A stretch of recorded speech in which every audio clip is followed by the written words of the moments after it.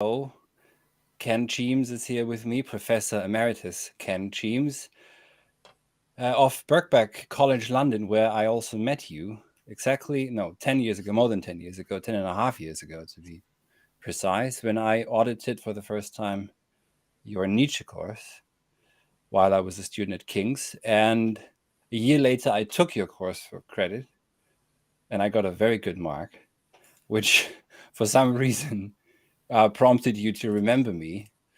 And not only remember me, you actually also helped me get a scholarship. Because he wrote me, do you remember that? Probably not. But he wrote me a letter of recommendation for Warwick. So, and after my time at Birkbeck, you invited me to come along to your private Nietzsche seminar, which I think has moved to a different location, to King's College. Yeah. And Ken is the editor of the Oxford Handbook to Nietzsche, and has worked not only on Nietzsche, you could tell us a bit more if you want on what else you've been working on, but Nietzsche has been your big love for many decades. You can also tell, or not, let's find out. Today we'll be discussing Der tolle Mensch, the madman, in Nietzsche's Gay Science, which is in the third book, section 125. And we're also offering a seminar with Ken, actually teaching the seminar on Nietzsche in September, which is now open for enrollment. So Ken, you have the floor. Hi.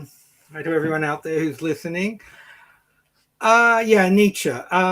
Nietzsche is very famous for this passage, The Death of God. The madman, but it's often called the Death of God passage. And, okay, so Nietzsche's an atheist. And you might think, big deal. Yeah, an atheist. And they're a dime a dozen, right? So what's special about Nietzsche's atheism? Plenty of people have been an atheist before Nietzsche, and plenty have been after. And there have also been plenty of believers. What's special about Nietzsche and his announcement of the death of God is that he's the first one to really kind of profoundly interrogate what it means for God to have died. And the whole point about this passage is, it's interesting. It's a crazy man who comes into the marketplace and says, "Where is God? Where is God? I seek God." And the village atheists around, so they just make fun of him. And they say, "Yeah, where is he? Has he gone on a holiday? Has he gone on a voyage?" It's a big joke to them. But bit by bit, he presses them in a certain way. He says, "Who has wiped away the horizon? Who has unchained the earth from its sun?" And he uses all these very dramatic metaphors. And the point he wants to say is, you don't understand what it means to really lose God. Because what these people are, these village atheists, these are simple people, materialists. You could think of some current day people like Richard Dawkins, who think, oh, just to lose God, that's to lose that father figure in the sky. It's to give up on the notion of this providential father figure who looks after us. It's to give up maybe on the notion of an immortal soul. It's to give up on the notion of a heaven. And Nietzsche says, no. When you lose God, it's much, much more than that. To lose God is to lose a whole moral universe. Yeah. And what he's trying to point out is, in his philosophy generally, is that a lot of us have given up on the metaphysics of Christianity. That is, we've given up on the notion of God, we've given up on the notion of an immortal soul, we've given up on the notion of an afterlife, but we still contain and we still continue the morality of God, the morality of Christianity. Okay, so as again, think of those secular humanists, like people like I've forgotten all those modern atheists. Dawkins comes to mind. There are some other ones. Hitchens, Anthony Grayling, my old ex-colleague. And by Nietzsche's lights, they're still Christians. Because what Nietzsche says, look, the core of Christianity is not its metaphysics. The core of Christianity is its morality. And what is the core of that morality? There are two things he really points to. He says, the core of Christian morality is the importance of compassion. Love your neighbor as you love yourself. And also the importance of truth. Jesus says, I'm the way and the truth, and no one gets to the Lord but through me. Right? And he says, look, when you think of Enlightenment humanists, Grayling, Dawkins, those people, that's exactly their values. They care about knowledge. They care about truth. They think the truth will set you free. They think that through the truth we can gain scientific knowledge, that scientific knowledge can be used to ameliorate suffering. But that shows they're still under the sway of the value of compassion. So by Nietzsche's lights, they are Christians. And you've got to think about this yourself. And this is a deep point Nietzsche raises. What is the core of a religion? Is it its metaphysics about what it says exists or doesn't exist? Or is it the evaluative universe, the evaluative space, the moral domain that it creates for you? And Nietzsche wants to claim it's the moral space that is essential for Christianity. One way to think of it is to say all that story about God, about Jesus, that's just stories we tell kids to get them into that moral domain. But it's the moral domains that's the core. So these village atheists, the ones who laugh and say, "Has God gone on a voyage as he emigrated?" They've given up on the metaphysics and they think they're sophisticated moderns. But they've continued the morality of Christianity because they still care about compassion and they think truth is an ultimate value. And one of the things that Nietzsche diagnoses so nicely about modernity, he says, talking about the death of God, he says, the light from distant stars takes time to reach us. What he means by that is, look, these people have participate in the death of God, but the message hasn't really got to them. And the message is that once you've given up on the metaphysics of Christianity, you can start questioning the morality. Like you could say, exactly, why should I care about my neighbor? And even more, why should I care about truth? If you believed in God, you had a reason. Well, that's what God told you to do. God said you need to care about your neighbor. You need to be compassionate toward your neighbor. You need to love your neighbor. You need to care about me. You need to care about the truth. But if you don't have those metaphysics, where is this moral imperative that you have to care about your neighbor? Where is this moral imperative that you have to care about truth? So what Nietzsche says is, he says, bit by bit, it's going to dawn on the modern people that morality is not compulsory. People will start saying, why should I care about my neighbor? God told us to. Hey, he doesn't exist. Why should I care about the truth? Right? And then he says the next step that happens when you really appreciate the death of God is what he calls nihilism. And nihilism, at first take, there are different versions of nihilism in Nietzsche, but the most important one for our purposes is the idea is there are no ultimate values. And he says that is what's going to happen to Europe. He predicts, he says, nihilism, that is the history of Europe for the next 200 years. Yeah. Okay, I'll stop there in case you've got some questions. Johannes, you want to jump in? Well, I just wanted to stress that you did and at least imply that Richard Dawkins and others are village materialists or whatever you call them. So that's quite... Village atheists? They're often material. But the main thing is that from Nietzsche's lights, they're Christians. They're Christians. Yeah. The funny thing is they see themselves as atheists. But Nietzsche says, look, because you still value compassion, because you put an overriding emphasis on the value of truth, you are still within the orbit of Christian values. Yeah. There's actually a guy called, Larry Zeintopf, who wrote the book, The Invention of the Human. And he actually makes this claim, humanist values are basically Christian values. So all these 19th century and 20th century humanists who think of themselves as atheists and as opposed to Christianity, they are still within the orbit of Christianity. See, the Enlightenment and the humanists play a particular trick on us. They say, look, what's central to Christianity is its ontological commitments, that it's commitments to what does and doesn't exist. It's belief in this providential father figure. Yeah. And then they say, because we believe in science and truth and objectivity and going by the evidence, we say there is no evidence for this father figure. So we say there is no father figure, there is no afterlife, there is no immortal soul. And they say, there's this big break between the Enlightenment with its scientific values, humanist values, and the old religious superstitious past. But the trick is to make you concentrate on this claim about what does and doesn't exist and what we call the ontological. Whereas what Zeintopf has seen, and Nietzsche saw before him, is to say, why should I make the core of Christianity its ontology? I think the core of Christianity, it's evaluative commitments.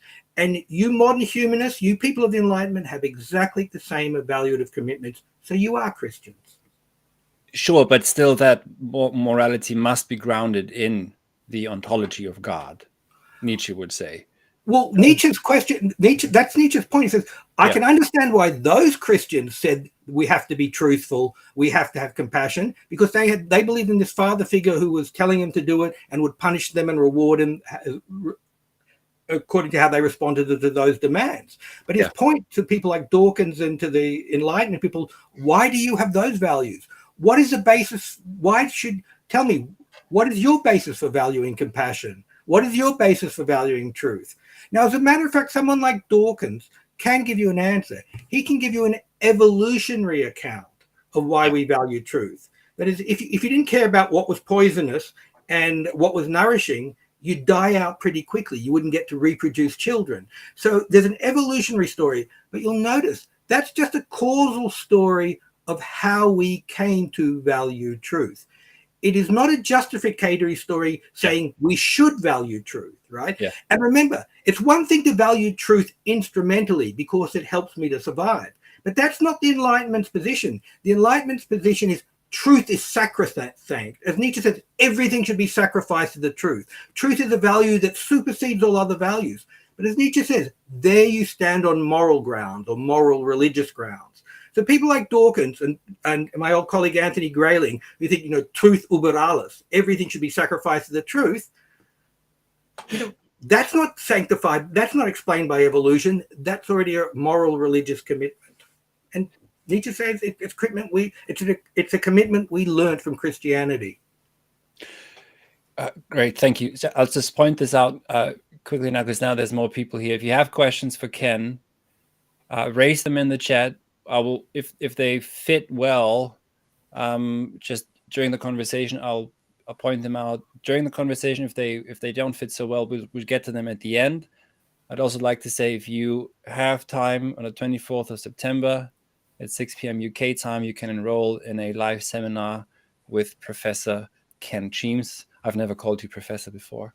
I think maybe once in an email when I tried to get into your course to sneak in. So maybe not to dwell too long on Dawkins, just one more point. He's putting out, he's now 80 years old. He's still very active. He's publishing I think almost a weekly podcast, The Poetry of Reality, which is also a very striking title for someone like him. He, however, is coming round to and it seems to, he recently pointed out to someone, I forgot who the other person was, that it pains him to see that his life's work seems to be futile. That's me putting words in his mouth, but still, because he did believe that people could be taught to be perfectly rational agents and rid themselves of religiosity.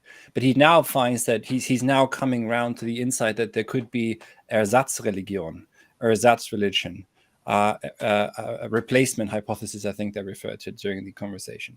So he's finding that perhaps Christianity was a delusion, but perhaps a healthy delusion, healthier than whatever we have now, which could also be quite Nietzschean ultimately. The importance of illusion and certain healthy illusions, etc. I've not been following his more recent career, but maybe he's coming to the realization that perhaps without that religious anchoring, those questions do get raised. Why should we value truth? Yeah. And maybe he's worried, about this worry that a lot of us have, that we're living in a quote so-called post-truth era, that people think, I'm much more interested in the story that gives me a sense of identity than with questions of truth. I mean, it's not that they say, well, this story is false, but they don't interrogate the stories that give them comfort very carefully, and they kind of ignore evidence against it and only look, they have confirmation bias, find the evidence for it. So maybe he's worried that, without that religious anchoring, it helps to push us into this kind of post-truth era where people don't feel a moral imperative to put every story to severe tests. So two questions that actually this one first perhaps. So on this point, that Nietzsche would, even though the madman, this is not a triumphant story. Ultimately, it's not a triumph of a human subject over God, but still Nietzsche would want the Christian God and especially its morality to die. and he does demand, hence, the transvaluation of all values, which means Christian values. He would not want a return to Christianity. Well, it's a bit more subtle and nuanced than that, because he says in his notes, he says, but he also says at other places in the published work and Beyond Good and Evil, he's kind of, but the notebook versions are nice. He said, let the rules of the herd rule in the herd. That is, he thought, the thing is, most philosophers think an idea is right and should be believed by everyone. Other ideas are wrong and should be believed by no one. That's not how Nietzsche thinks. Nietzsche's not so interested in right and wrong. He's interested in what's healthy and unhealthy. And he thinks an idea that might be healthy for some might be a poison for others. So his point is, he thinks for some people, Christianity is what's best for them. I mean, admittedly, it's said in an incredibly condescending way. He says, these are weak people who need the solace that there's a father protecting them, that there's a reward to come. But he says, these people are so pathetic. Christianity gives them some satisfaction with their pathetic life, and it's good enough for them. His objection to Christianity is it's hegemonic. It demands everyone should believe in me. And he thinks for certain people, Christianity is nothing but a break. He thinks that is teaching those people to be compassionate is not right. He thinks there are certain people, he's an incredible elitist, who need to be damn egotistical and to get away from the world of Christian compassion and follow their own star to their own creative ends. So he's not, it's very easy to think he wants to wipe out Christianity. He wants to wipe out its hegemony. Okay. So he's actually then a good Platonist in some sense, the esoteric and exoteric. Yes, Plato. Some people argue this way about Plato, that yes. And on top of that, but still Nietzsche would suggest to push us a bit more, or push you a bit more in this direction.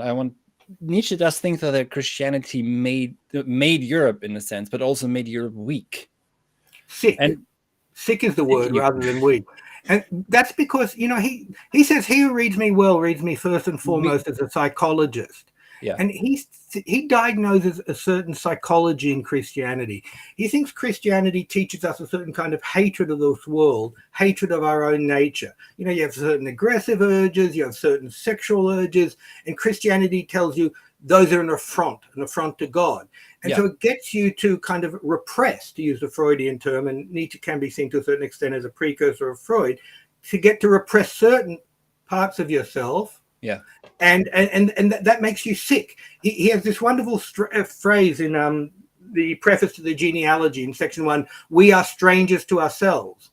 Yeah. And by strangers to ourselves, he doesn't just mean we don't know ourselves. He means something much deeper. He says, we are estranged from part of ourselves because our morality has taught us to deny some of our own nature.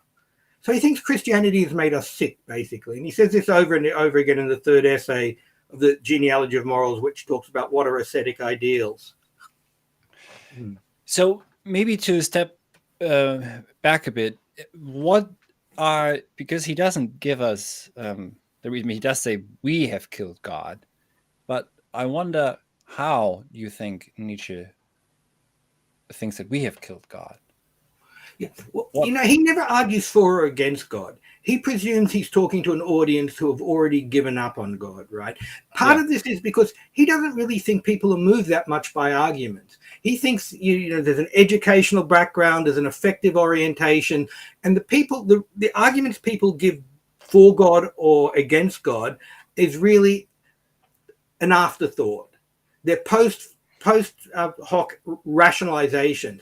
People believe in God for emotional, effective reasons, educational reasons, and you don't really argue them out of it. He thinks he's talking to an audience who have already got there, have already got to be on God, and he's not trying to argue. He's not trying to argue anyone against Christ. He's not trying to convince them God doesn't exist. He's trying to say, what is it to really accept that God doesn't exist? He's trying to get them to see the full depth of what that means. Okay, so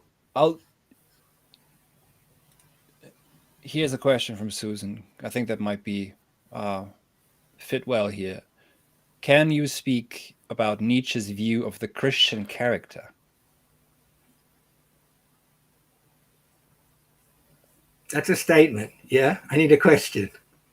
Can you I don't know. So can you speak about what Nietzsche's view is of the Christian character? Okay. So look, Sorry. Nietzsche paints with a very broad brush, and he's very, very unfair to Christianity.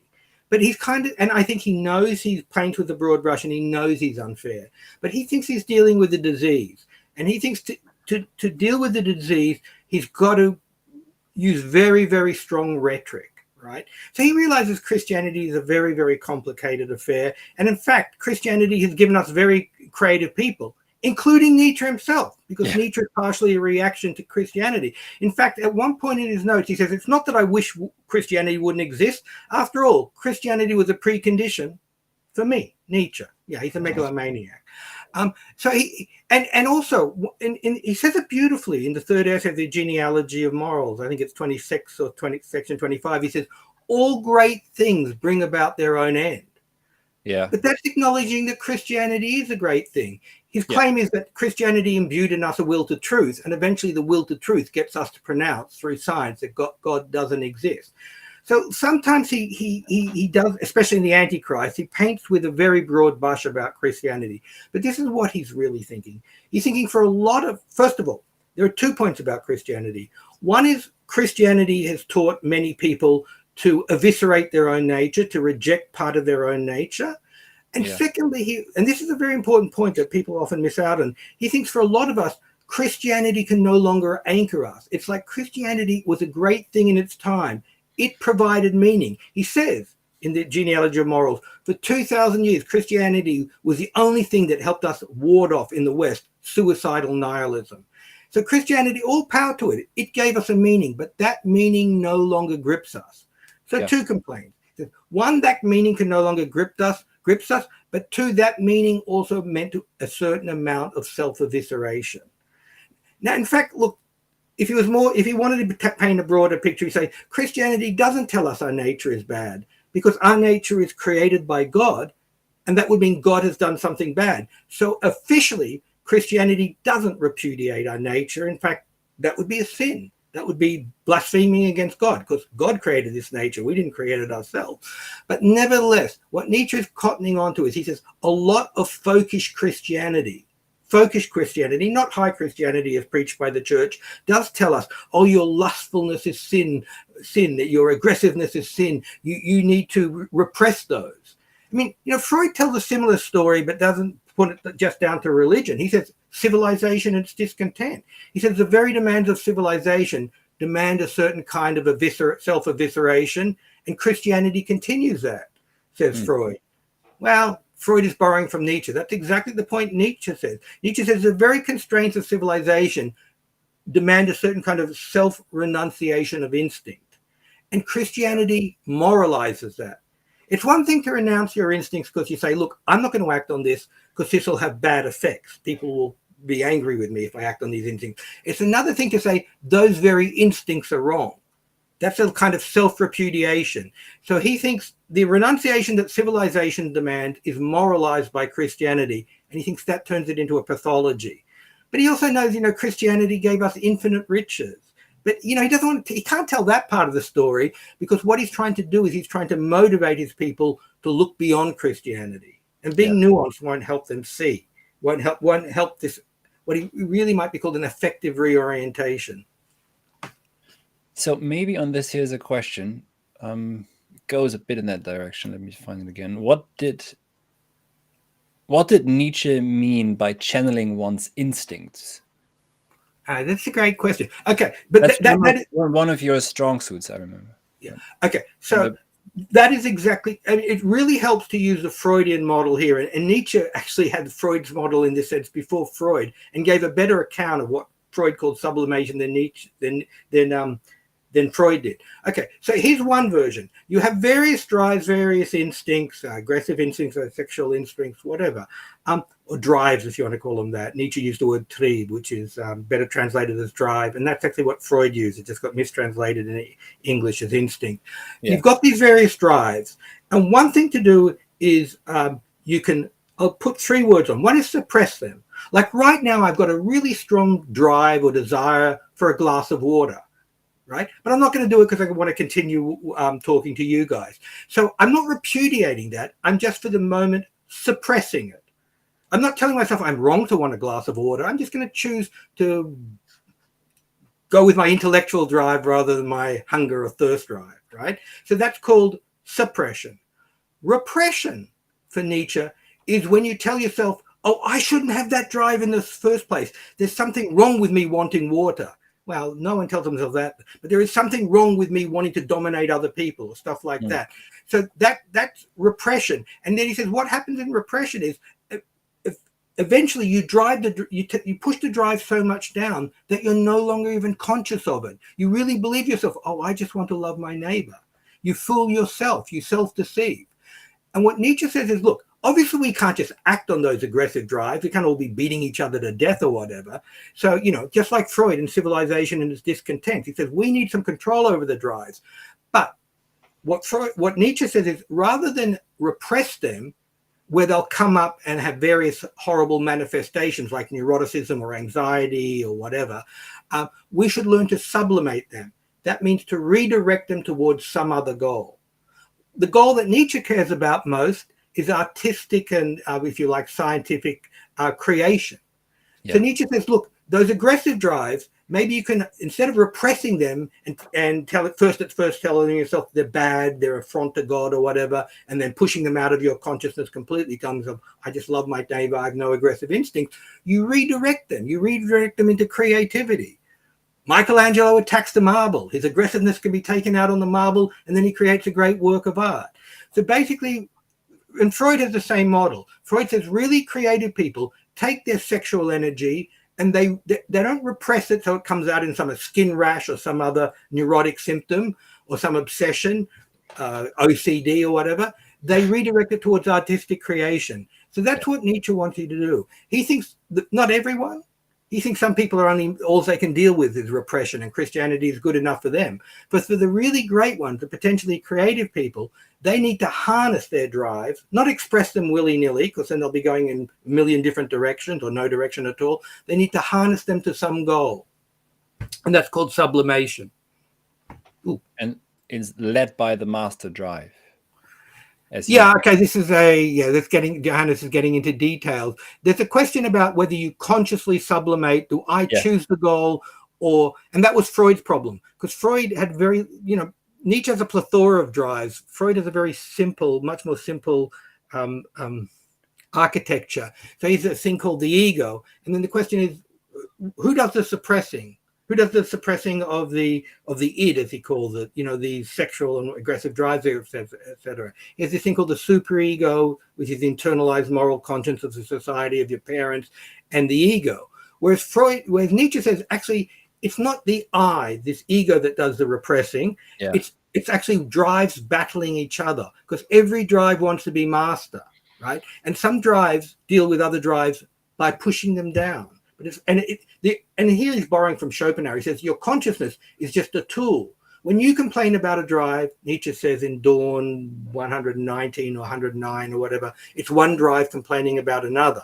And so when someone is fashioned into a hole, it's not because they necessarily consciously did it. It's because there's some fortuitous lucky strikes, like Nietzsche, like Wagner, who had a master passion or a master drive that was able to deal with the other drives, not by pushing them down, but by harnessing them towards its goal.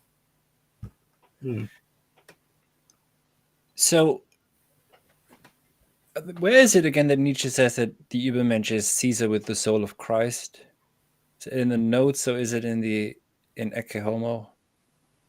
I don't know where he says that. I don't remember him saying that at all. Say it again, that the Übermensch is what? Übermensch is Caesar with the soul of Christ. Oh, really? Huh. I think that must be in the Nachlass then, which is... That's interesting. I mean, there sounds like a Nachlass passage, but I don't know if I've ever...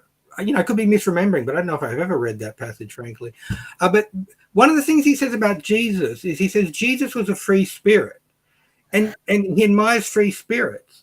But Jesus he admires the Old Testament. Yeah. He's a free spirit because he's not bound by the mores of his day. He's rejecting the morals of his day and creating his own morals. But then he also thinks Nietzsche was naive. Nietzsche. He thinks Jesus was naive. It's Yeah. interesting that he combines him with Caesar, because Caesar was a real leader. And he was the only Christian. Jesus. Yeah, he says of Jesus, there's only one Christian and he died on the cross. A beautiful thing to say in the Antichrist. But didn't he hope, especially, I mean, as you know, his case against Wagner, what he blames Wagner for is that with Parsifal he became a Christian back again. into Christianity. He kneeled before the Christ instead of he kneeled before the cross. Sorry, instead of really midwifing or helping to give birth to a new religion. So I don't you think that there is in Nietzsche also a tendency? Yes, maybe Christianity is good for some and good for civilization, but that he does want to also give birth to a new religion that is genuinely post-Christian. Okay. So this is the difference between Nietzsche's final project and Wagner. Wagner is carrying on a romantic tradition, which Nietzsche originally ascribed to, saying, look, Christianity for most of us cannot animate us, but we need a mythology because mythologies are what give you a kind of a moral universe. Right? Yeah. Now, the Christians had a naive moral universe in that they could believe in this God. And the Greeks could believe in their gods too. But we, because of our incredible will to truth, because of a will towards science, objectivity, and truth, we destroy all those mythologies that can give us a moral universe, that can give us meaning. And so Nietzsche saw this incredible, as he got this from the Romantics, it's a clash in modernity between the will to truth and the need for meaning. And our will to truth destroys all those myths that enchant the world. So the will to truth leaves us with a disenchanted world. Wagner is aware of exactly the same problematic, and he hoped to create a new mythology in his Ring cycle of operas. But he says, this is mythology that does not present itself as truth. Well, if it doesn't present itself as truth, how can it animate us? And I have to say, Wagner's answer was basically the Stockholm Syndrome. He basically said, look, I want them to see these 4 operas over 4 nights. And remember, okay, the first opera, the Rheingold, is 2.5 hours. The next operas are like 6 and 8 hours. And he said, I'm going to repeat certain themes, intellectual themes in my music. And I'm going to repeat it so often in various variations. And they're going to be so inundated with it, it'll go beyond their consciousness. Now, maybe this is fanciful, but he thought he could imbue with you a new mythology that would go past your conscious faculties. And then later on, your consciousness should catch up. But what's really important for us is, Wagner had this romantic project of creating a new mythology that could lead to a new general high culture. And bit by bit, first of all, Nietzsche was an acolyte of Wagner, but at some point he said, that ship has sailed. What's coming is an age of mediocrity, an age of equality, an age of democracy, and the idea of a general high culture that Wagner espoused, that's gone. Yeah. All I can do is we can be a secret church, to use the term I think Schlegel used. That is, we can be a priesthood of people who care about the great individuals and high culture. But the idea that there should be a genuinely elevated high culture, the Wagnerian/romantic project, Nietzsche had given up on. The later Nietzsche thinks, all I can do is inspire a few individuals. Zarathustra, a book for one, a book for all, and a book for none. Yep. Right? He thought, and he said, will my Zarathustra ever have readers? And he said, those who read it need to read it as music, because he thought of music that will inspire them. And in fact, most university professors like me don't like Zarathustra because we find it bloody bombastic. And, I read it both in English and German. My wife, who's Swiss, reads it in German, and we both agree it's even worse in German than it is in English. But the people who really counted, that is people like Thomas Mann or Hermann Hesse, it's Zarathustra that inspired them. And that's who Nietzsche was aiming for. He wasn't aiming for university professors. He was aiming for truly creative people like Rilke, Thomas Mann, Courvoisier, D.H. Lawrence. And Zarathustra was the book that all grabbed them. And his idea was it'll inspire them to find their own voice. So he wasn't trying to found a new religion. He was trying to inspire other people to find their own creative stars. Yeah, he says in Zarathustra, here is my way, where is yours? Yeah, okay, so that I would agree with, yes. Just maybe briefly to mention Spengler in the decline of the West, says somewhere that Nietzsche's notion of the Umwertung aller Werte, the transvaluation of all values, is already, in Spengler's terminology, is already a civilizational speech. So it's all civilization for Spengler, as you know, means it's an end state. It's what comes after culture, and what Wagner tried to do to raise it up to a vergeistigte Hochkultur again, that was futile. And Nietzsche is already so, well, in the decline, or the era of decadence. There's a question on decadence also we'll get to now. That all that he could up with is a transvaluation of values. But I will say, just to joke, I mean, your wife is still Swiss German. That's just a bad joke I tried to make while you were so. Sorry. Here's a question from Izuru. How does Nietzsche justify his valuing of art and creativity over violence and dominance? Yeah, that's a huge question, and a really good question. Well, if it's that huge, I'll just shill the course now. You should enroll in the Nietzsche seminar, which Ken is teaching on the 24th of September. You can raise all these huge questions, and he'll just give you a bit of some breadcrumbs now. Go ahead. I mean, one thing I'll say in response to that, one possible reaction to Nietzsche is that, okay, Nietzsche, we understand your values. You don't care about the sunum bonum, about, the general happiness, etc. You care about great individuals. You care about high culture. That's what you value. And why does that have any call on me? And that's really behind your question. And it's a really great question. And I don't think Nietzsche really has an answer. What Nietzsche does is he tries to work on you.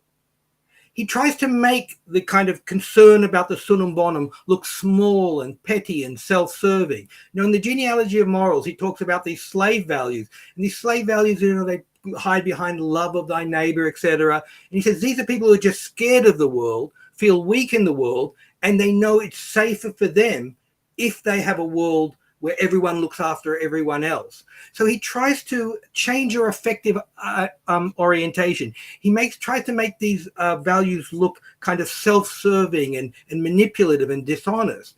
And at the same time, because you see, he thinks you're an amalgam yourself of very many values. He also contrasts this with what he calls master morality, where we can resonate to heroes like, the heroes of the ancient Greeks, of Achilles, of Oedipus, etc.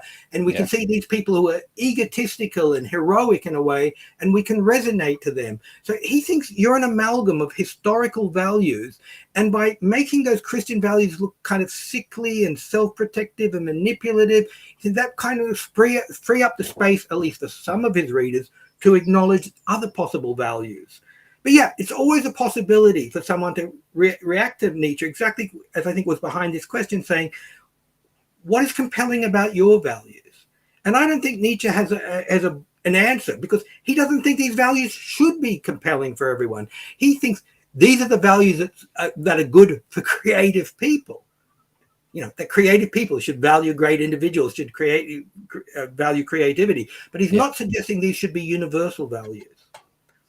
And so there is a question about how Nietzsche can lay a hook into us. So that's something I'll elaborate maybe in the course. But this is a big question about what hooks does Nietzsche have to get into us. I've already said some of it. I think part of it is very rhetorical, that he tries to he doesn't try to argue so much against the Christian values as to kind of besmirch them and make them look dishonest in various ways, self-serving, manipulative. In section 14, he talks about let's go down into the forges where these values are creative. And he talks about these little nasty people who talk saccharinely of loving thy neighbor, and they blink, and they're dwarfish, ugly, dishonest. And at the end he says, bad hair, we need to get out of here. But you can see he's trying to change your affects, because he thinks actually arguing against values in the way philosopher doesn't really move people, but changing your affective orientation does. Okay, great. Here's another one. How would you say, what would you say is Nietzsche's position on decadence? Okay, this is really, really interesting. I actually taught a course for many years. I started it at Yale, and then when I moved to Birkbeck, I taught it at Birkbeck called The Biology of Evil. And it deals a lot with the notion of degeneration and a lot with the notion of decadence. And Nietzsche, he uses Entartung, the German word for degeneration, and he uses the French word décadence, and often talks about Wagner as a decadence. But the interesting thing, most people who talked about degeneration said it was nothing but bad, people in the 19th century. And Nietzsche has a section 225 of Human All Too Human in the first book, where he talks about ennoblement through degeneration. 19th century, what the hell does ennoblement mean? Because Nietzsche thought that something like degeneration and or decadence, there's an interesting relation between the two, which I can't cover now, is needed because he had a notion to be healthy isn't to isolate and eliminate the sick. It's actually to become sick yourself and then develop a greater health in response to it. So you need the infection of the weak. And he meant this including about weak people. It's got a lot to do with his alleged anti-Semitism. He said, we need these infections of the weak because strength comes from rebounding and reacting to that. And in fact, he said there are these pyramid societies that are very stable, very hierarchical, but they tend to be sclerotic after a while. They tend not to develop. And then societies can break up and become motley and have all different foreigners and strangers come in. And that really gives to new creativity. So part of the answer to you is Nietzsche has a very interesting notion of health, which is counter to the main 19th century notion of health. The main 19th century health is this Manichaean view. Here are the healthy, there are the sick, and we should keep them apart because the sick can infect us and make us like them. Whereas Nietzsche says, no, real health is taking on the infection and being strong enough to overcome it. So regarding decadence, he says, I've experienced decadence from A to Z and got over it. So he has this notion of what he calls the greater health. And greater health is not being free of infection, far from it. It's being infected. Like he said, Wagnerism was for me an infection. But he says, it's the most important infection in my life. He said, in fact, he more or less says that people of the 19th century who weren't infected by Wagnerism, there's something shallow and superficial about them. So he has the most interesting relationship to decadence and degeneration because in some sense he's in favor of them. He says they're part of natural development to a greater whole. They need to occur, just as nihilism needs to rip through us, and we need to stride through it fully. And he's not in favor of nihilism. He just said it's inevitable and we need to get beyond it. He also claims he's the first to have experienced nihilism fully and gone beyond it. So he claims in his notes. Yeah. Okay, here's another, so many questions coming. So maybe we don't get to all of them, but you should enroll anyways. So you can ask Ken live. So this is Max. Max already enrolled, so he can have a go. What does Nietzsche mean by that which is done out of love always takes place beyond good and evil in the context of transvaluation? Why love? Oh. That which is done out of love always takes place, and I can't read the rest of it, always takes place beyond good and evil, which he says in Beyond Good and Evil 153 in the context of transvaluation. Yeah, it doesn't come to mind straight away, that passage. So I'd really have to look at in the context and think about it. I mean, it's a good question, but I'm just going to answer. At the moment, I don't know why he says that at that point. In all of his criticisms of Christianity, asks Ignis, does Nietzsche ever fully shed his Christian upbringing? He identifies himself with Dionysus and the Antichrist and sees the Übermensch as the Son of Man, even though one could argue that even, Jesus is a bit of a Dionysian figure also. So that's quite striking. But anyways, go on. No, he doesn't fully shed it. I mean, my old colleague Simon May has written articles about how Nietzsche is still religious. And I think that's right. But I don't think Nietzsche has a problem with it. If you think, what is the core of religion? The core of religion is to look for what we call existential meaning, right? There's this figure called the last man. The last man doesn't care about existential meaning. That is meaning of the whole schmear. He has a meaning to his life. It's my good meals, my office, my career, etc., my family. He still has values. He values those. He has meaning. But as for the meaning of the whole schmear, who gives a shit? I don't believe in such stuff, says the last man. And Nietzsche is still someone who wants meaning, and he wants existential meaning. Like for him, what gives meaning existence is the great individuals and the creativity. And in as much as he's still looking for existential meaning, he's still, I think May's right, he's a religious thinker. But I don't think Nietzsche would have a problem with that. Look, he had no problem with the Greeks and their gods. The Greeks were religious, but he said all power to he didn't believe in Hera and Zeus, but he said the Greeks with their gods celebrated life. I mean, what was Zeus and Hera? They were human all to human. They were just personification. You know, they would have jealousies, they would have fights, they would hide things from each other, they were lying. So the Greeks, in worshipping their gods, were worshipping themselves. He had no problem with that religion. His problem with Christianity is he says it teaches us to slander life. So I think Nietzsche is a religious thinker. And I think the other part of that question is also, isn't he defining himself against Christianity? And if you're defining yourself against Christianity, that means Christianity still has pull on you. I think that's completely right. But remember, he comes from a German Protestant background. His father was a pastor. Both his grandfathers were pastors. So he himself, a lot of what Nietzsche writes is a confession. It's actually a self-analysis. He's trying to overcome the Christian in himself. So no, he hasn't completely. If you're still trying to overcome it, that means it's still got a grip on you. So I agree with the question completely. That he defines himself in terms of the Antichrist, for example.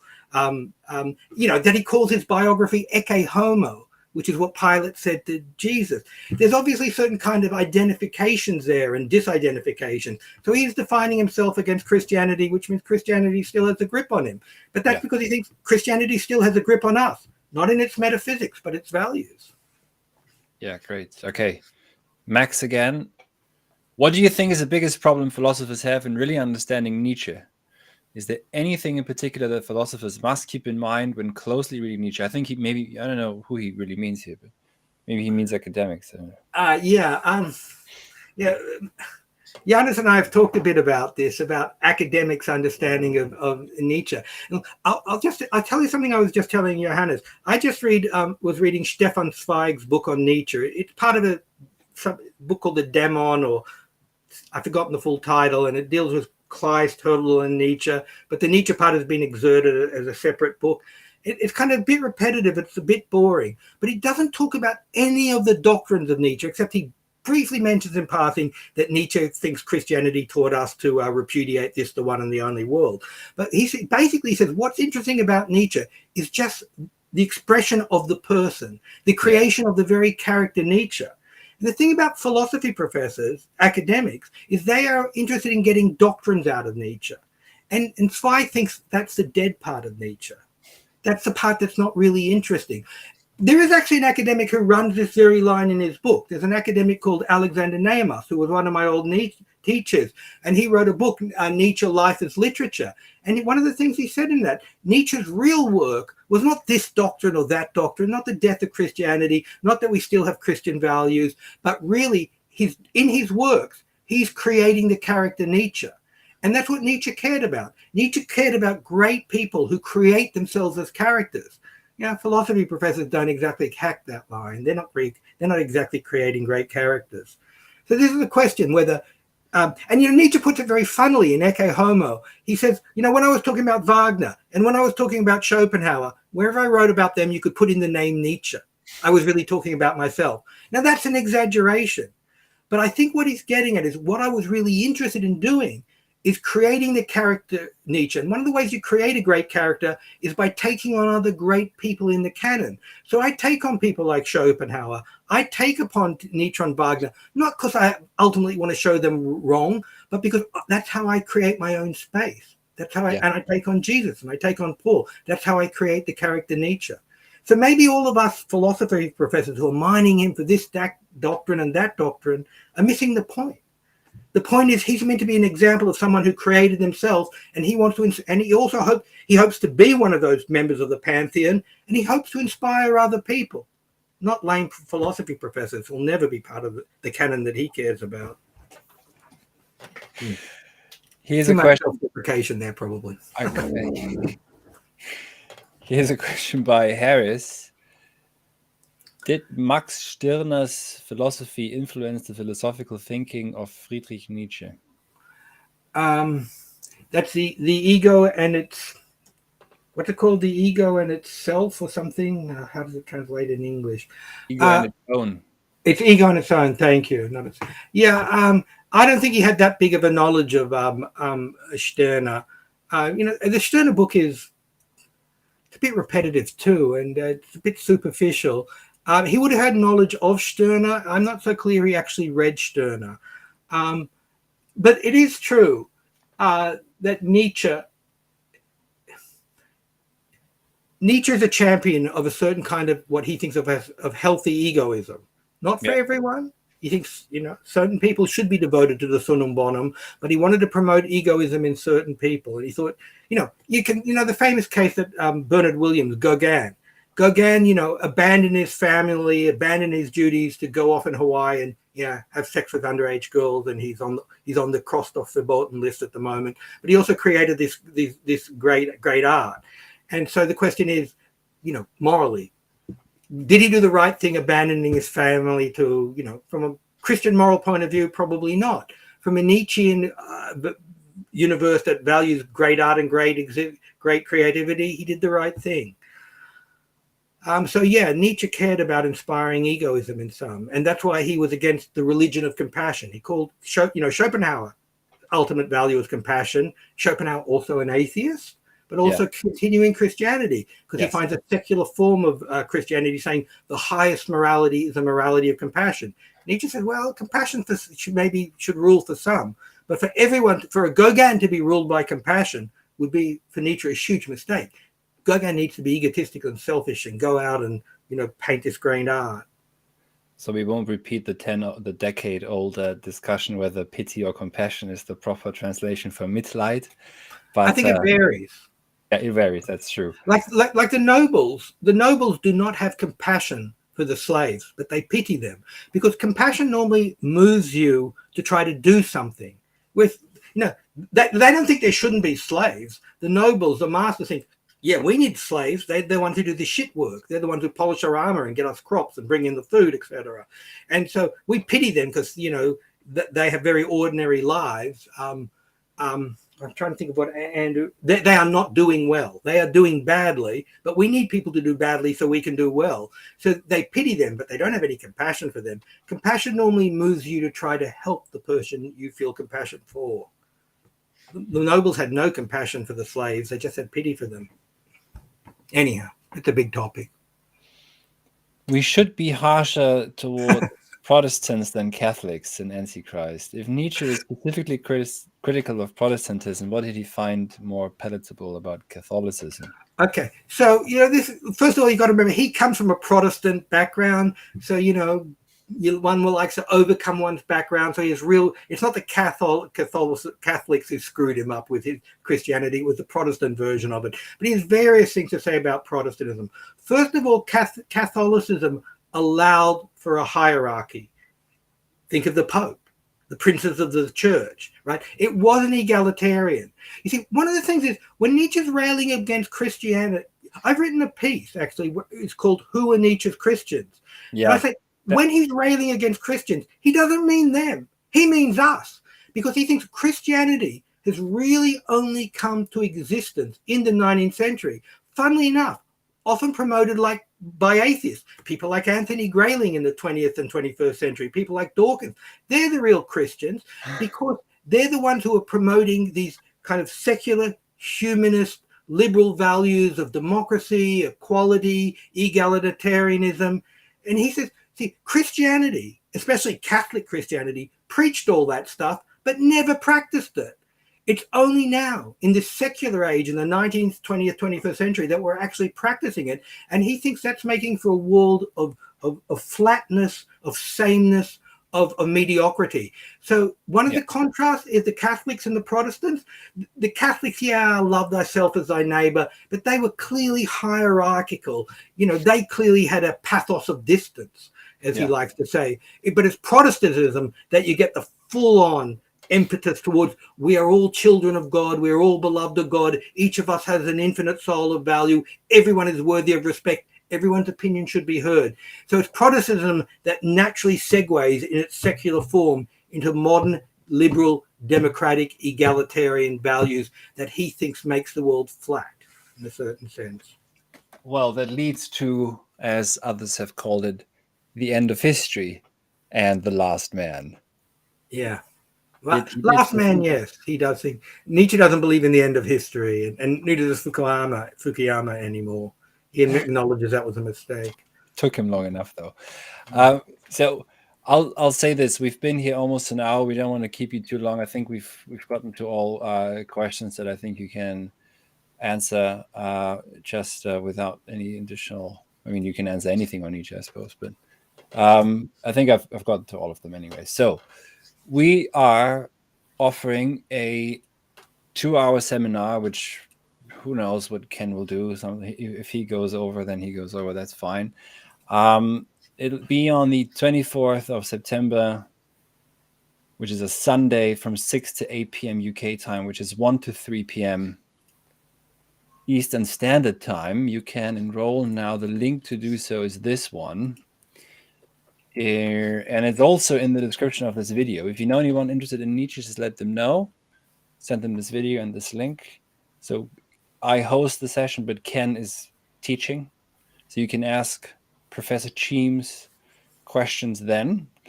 And we'll mainly focus on the madman in the gay science. But if you have other questions on Nietzsche, as you just saw, we can go in any direction. Oh, yeah, here's a question. Maybe that's good. For the course, are there any other particular readings you could recommend? Well, if you've got a lot of time, Max has a lot of time. The Genealogy of Morals and or the Antichrist. The Antichrist is a real rave, but it's kind of fun. And then because he has wonderfully interesting things to say about Jesus there. I mean, you get more of a full flavor of Nietzsche from the Genealogy of Morals, and it's much more, it's called a polemic, so it's got rhetoric in it too, but it covers more than a way. But the Antichrist, I just love it because it's so over the top, and it's kind of hallucinatory anti-Christian rhetoric. But I think it's still a lot of the main Nietzsche in there. Some people think he's already towards madness. Maybe he was driven mad by Christianity and its hold on him and its hold on us. Okay, this is the last one. What do you think of this quote by Nietzsche? We have art so that we shall not die of reality. Yeah, he was saying this kind of stuff, especially in his early days around the birth of tragedy. And, again, this is kind of a romantic notion that religion used to be the site of enchanting the world, of giving the world meaning, of giving existential meaning. But a will to truth has, made Christianity and made religion no longer an option for us. So something that can re-enchant the world is art. This is something the Romantics took, and Nietzsche is really developing that romantic thought. Wagner had the same thought too. It was very, very common for the Romantics to say that art shall replace religion because we are creatures that need meaning, and art can give meaning to the world in a certain way, in a way without the kind of claims, the metaphysical claims that underpinned and were essential to religion. Excellent. Thank you very much, Ken. If you'd like to add anything, feel free to do so now. The link to enroll, again, is it's just below the video. If you know anyone else who might be interested in Nietzsche, just let them know. And, well, we see you on the 24th of September. Which book of Nietzsche should a beginner first read? Well, you should read his first book, Jonathan, which is The Birth of Tragedy. No, don't say that. Oh, my God. Nein. That is so, he himself says it's a very confused book. He came and wrote a preface about it. He wrote it in 1972. Then he wrote this preface in 1988 saying, boy, that book was confused. That is I would say read The Genealogy of Morality. That would be the first book of Nietzsche to read. That's too much for first one, I think, but yeah. But The Birth of Tragedy is so confused, and all the categories he uses, and the stuff about the metaphysics of the thing in itself. And Okay, but another one of the early ones then, which gives you a good idea of what Nietzsche's project, I think, overall also is the second untimely meditation. No, that's great. In fact, yeah. that's very good, Johannes. That's much more succinct. The use and abuse of history for life, as it said in English. Yes. That gives you a lot of the major themes in Nietzsche. Yeah, and it's shorter. So the link, you can either scan this hideous QR code, or you can click on the link in the chat or wherever else it is, and we'll see you in September. Ken, any closing remarks? What doesn't kill me makes me stronger. Okay, bumper sticker Nietzsche. A quote from Nietzsche that we all hate because it's in every bloody bad movie you've ever seen. Yeah. Well, maybe that says something about that too. Okay. Thanks everyone. See you soon. Bye. Good night.